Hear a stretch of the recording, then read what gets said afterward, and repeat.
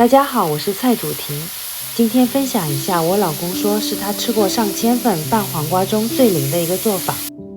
黄瓜就选这种常规菜场里卖的大的就行，不同于拍黄瓜，今天我们不拍，去皮后把黄瓜等份的切成条状，一个黄瓜可以切成4条。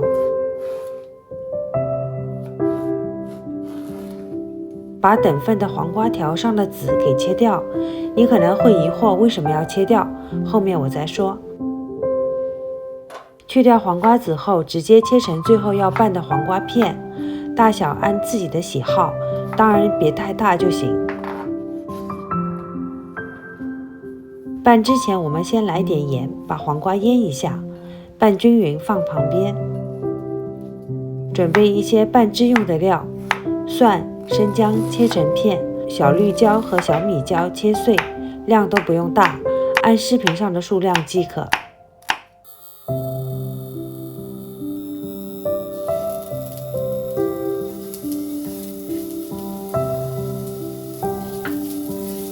起锅倒油，把准备的料放入锅中，开中火爆炒一下。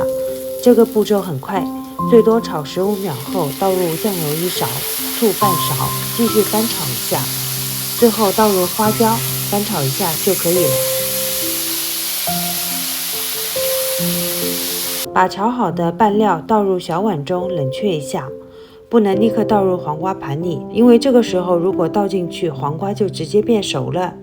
前面我说的去黄瓜籽其实也是的，如果保留黄瓜籽，最后的口感吃到嘴里是软的，而这个做法的关键就是要保持最后黄瓜的爽脆。最后一个注意点，拌好后放10分钟，待黄瓜全部入味后再吃。